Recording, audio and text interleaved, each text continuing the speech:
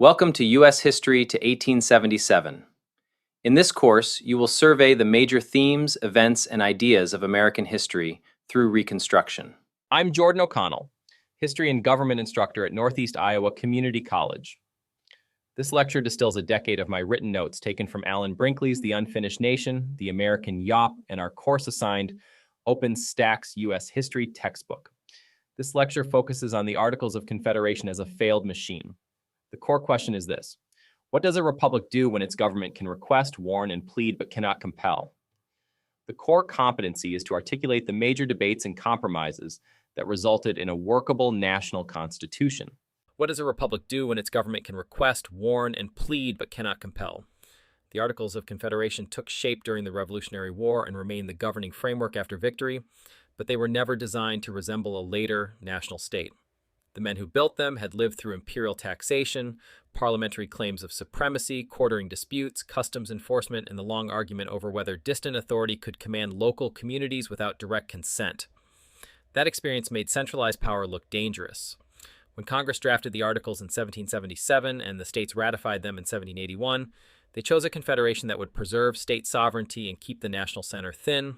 The system had one House of Congress, no separate executive branch, no national judiciary with broad enforcement reach, and no direct power to tax individual citizens. Those omissions were not accidents. They were protections against concentration of power. The problem appeared when the same government that had been designed to remain limited had to operate in a world of debts, diplomacy, military arrears, Western claims, interstate commerce, and domestic unrest. Congress could negotiate treaties, conduct foreign policy, and request money from the states through requisitions. It could not reliably force payment. That single fact shaped the entire decade. A government that must ask 13 legislatures for funds cannot plan as firmly as a government that can levy taxes, collect customs, or regulate commerce directly. Every obligation became conditional. War debts still existed after 1783. Foreign creditors still expected payment. Veterans still expected compensation. Frontier defense still required money. Congress had duties, but the machine lacked force at the point where request should become collection. The world after the Treaty of Paris in 1783 did not reward weak administration. The United States had won recognition from Britain and gained claims to territory east of the Mississippi River and north of Spanish Florida, but it also inherited unresolved financial burdens and a fragile reputation abroad. States had their own wartime debts. Congress had borrowed from foreign governments and domestic lenders. Paper currency had depreciated. Trade patterns shifted as British merchants returned to American markets while restricting some imperial access. States adopted different tariff rules and commercial practices. New York, for example, could impose duties that affected goods headed to neighboring states. Virginia and Maryland clashed over navigation rights in the Chesapeake watershed.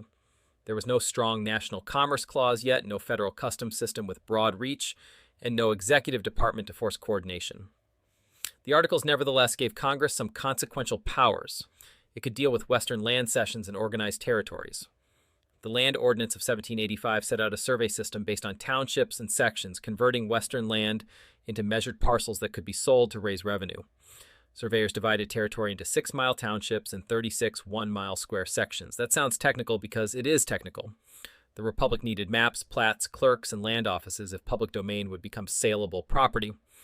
The Northwest Ordinance of 1787 went further by establishing a territorial path to statehood north of the Ohio River and prohibiting slavery there.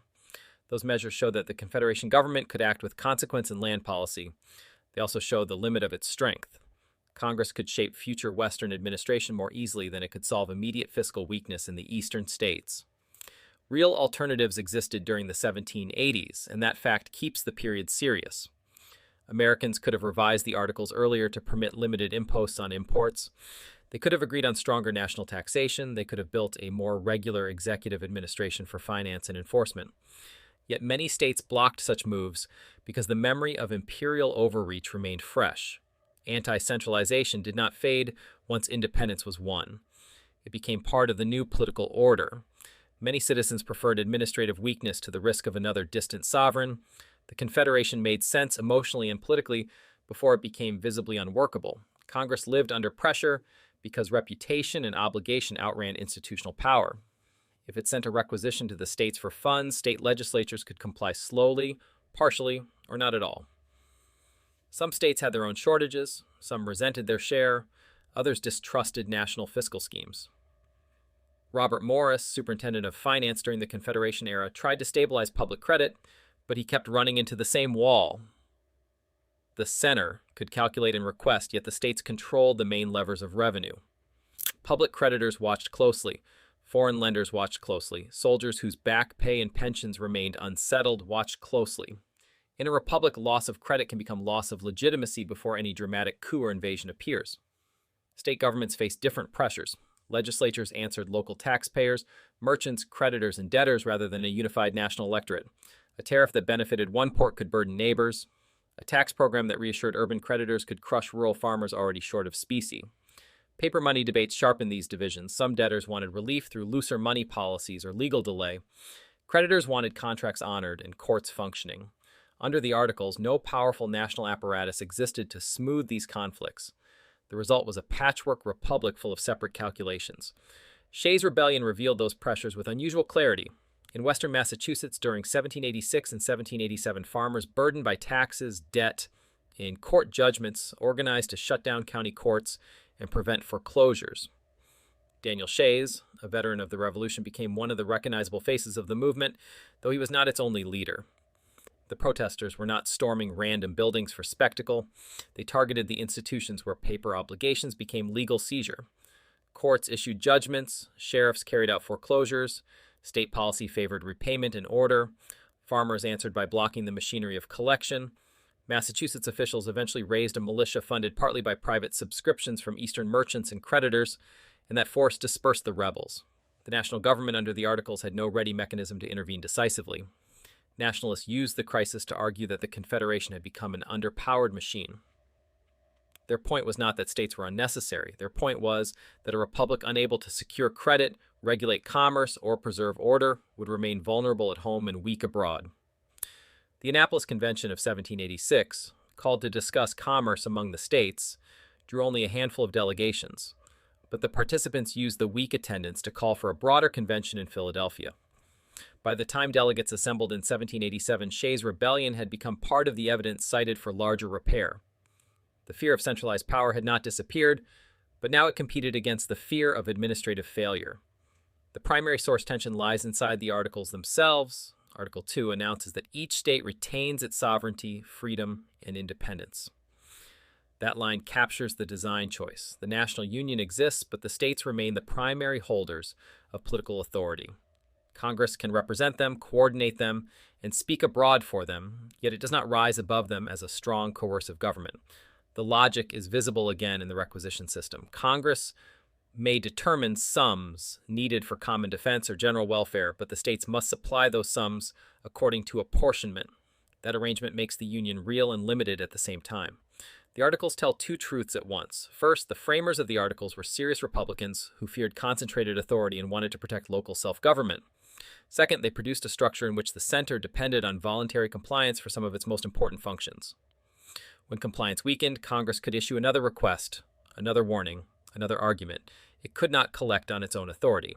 That is why the Articles should be read as a machine document. The malfunction is visible in the gears. The Northwest Ordinance complicates the reading. Congress, under the Articles, could establish territorial administration, provide for eventual statehood, and bar slavery from the Northwest Territory. Those are not trivial achievements. The Confederation was capable of meaningful governance where authority lined up with available tools. Western land policy involved surveying, land claims, and institutional design within a federal frame that states had already ceded in part. National finance and interstate commercial coordination were harder because the states guarded those powers more jealously. The weakness of national enforcement also appeared in military and treaty affairs after peace. The United States kept only a small standing force on the frontier.